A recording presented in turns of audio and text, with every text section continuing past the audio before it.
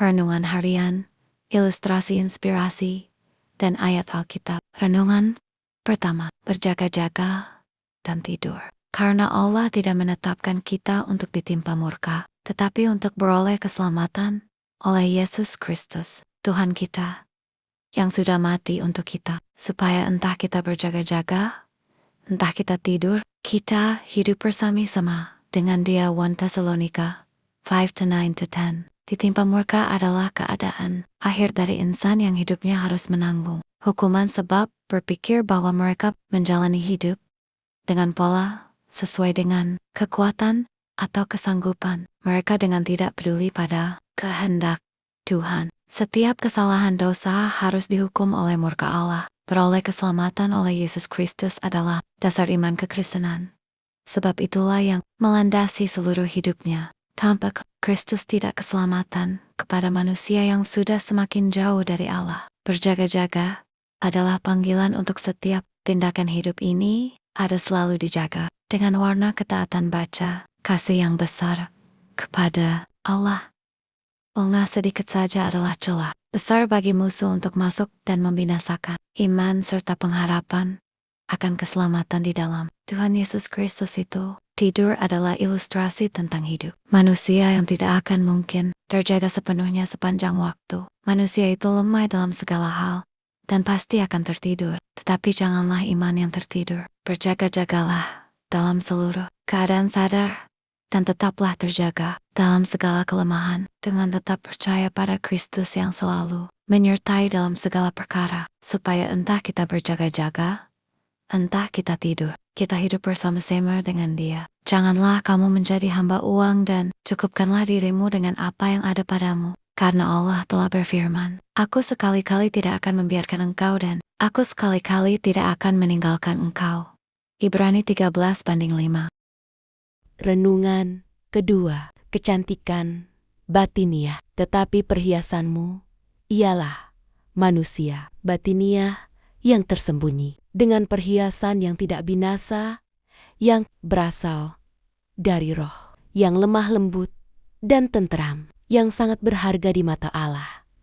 1 Petrus 3:4. Alkitab jelas menyatakan bahwa yang menjadi perhiasan bagi wanita bukanlah penampilan luarnya, semisal tata rias wajah, pakaian indah, ataupun perhiasan yang ia kenakan emas, berlian, permata yang mengundang decak kagum siapa saja yang memandangnya. Tetapi perhiasan seorang wanita adalah manusia batiniah atau kecantikan batiniahnya, inner beauty. Penulis Amsal berkata, seperti anting emas di jungur babi, demikianlah perempuan cantik yang tidak susila. Amsal jam 11:22.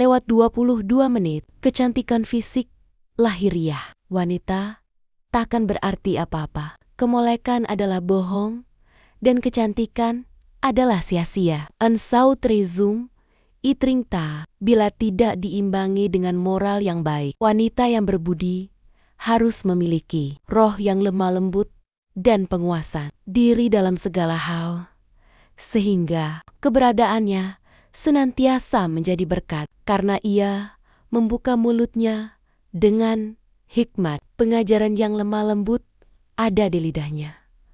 Amsal 31:26.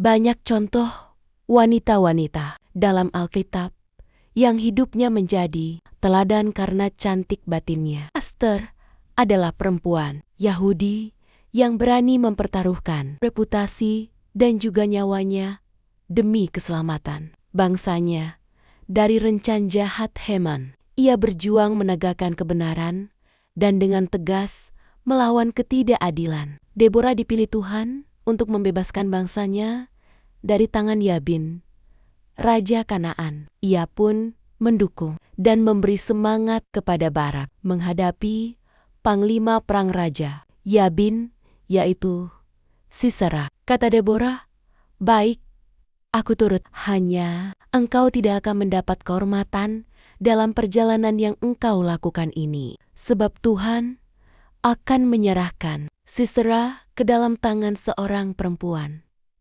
Hakim-hakim 4:9. Seorang wanita tidak hanya pandai berbicara, tetapi ia juga akan memberi semangat, berdoa, dan turut merasakan pergumulan yang dialami suami atau keluarga, serta mau membuka telinga terhadap keluh kesah orang lain dan memiliki hati yang penuh dengan belas kasih dan pengampunan. Jangan bangga karena kecantikan fisik. Berbanggalah bila hidup kita bisa menjadi berkat dan teladan bagi orang lain. Ilustrasi, dua adipati dan ujian raja.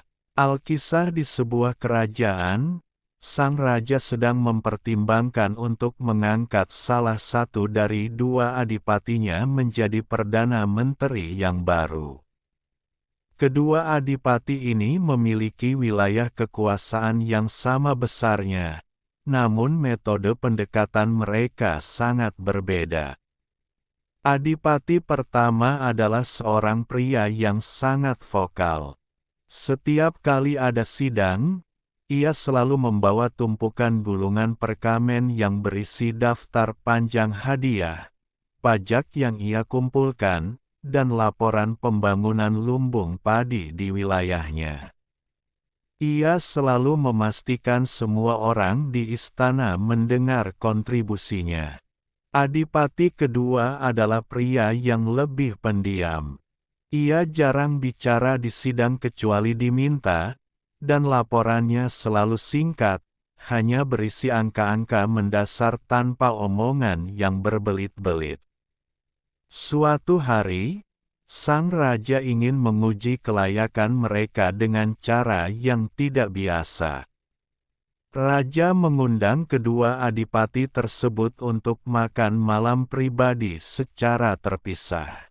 Kepada adipati pertama, raja mengeluh dengan wajah sedih, "Wilayah selatan sedang dilanda kekeringan, dan aku merasa sangat terbebani karena kas kerajaan mulai menipis untuk membantu mereka." Mendengar hal itu, adipati pertama langsung melihat peluang untuk menarik simpati. Ia berkata dengan lantang, "Baginda Raja tidak perlu cemas. Hamba bersedia menyumbangkan seluruh sisa gandum di lumbung pribadi hamba malam ini juga demi meringankan beban Baginda." Raja tersenyum dan mengucapkan terima kasih. Esok malamnya, Raja memberikan keluhan yang sama persis kepada adipati kedua. Namun, adipati kedua tidak langsung mengumbar janji.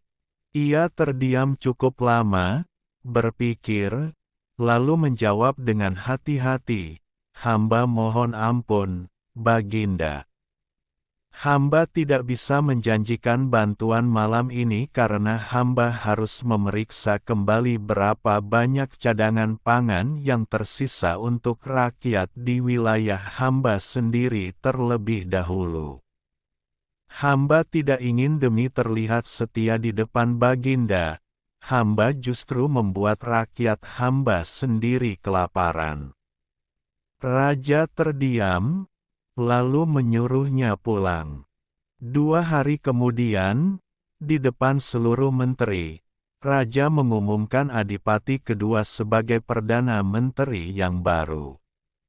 Adipati pertama terkejut dan memprotes, merasa bahwa dialah yang paling loyal karena langsung menawarkan seluruh gandumnya. Raja kemudian berkata dengan tegas, "Seorang pemimpin yang baik tidak memikat hati rajanya dengan janji-janji instan yang tidak realistis hanya demi terlihat hebat. Kamu langsung menawarkan seluruh gandummu tanpa menghitung kebutuhan rakyatmu sendiri. Itu bukan loyalitas, melainkan ambisi buta." Sementara adipati kedua berani berkata jujur dan menolak menyenangkan telingaku karena ia memikirkan tanggung jawab nyata yang ada di pundaknya. Kisah ini menyoroti tentang pentingnya integritas dan kejujuran dibandingkan perkataan manis yang hanya bertujuan untuk mencari muka. Seringkali di dalam dunia kerja atau organisasi, kita tergoda untuk selalu berkata, "iya," atau memberikan janji-janji besar kepada atasan hanya agar posisi kita aman dan dinilai berprestasi. Kita mengabaikan realitas dan kapasitas nyata yang kita miliki demi sebuah pengakuan instan. Namun, seorang pemimpin yang bijaksana akan bisa melihat mana ketulusan yang berdasar pada tanggung jawab, dan mana sekadar kosmetik kata-kata untuk menutupi ambisi pribadi. Kejujuran yang pahit namun bertanggung jawab jauh lebih bernilai daripada kesetiaan palsu. Bibir yang mengatakan kebenaran tetap untuk selama-lamanya, tetapi lidah dusta hanya untuk sekejap mata. Amsal pukul 12:19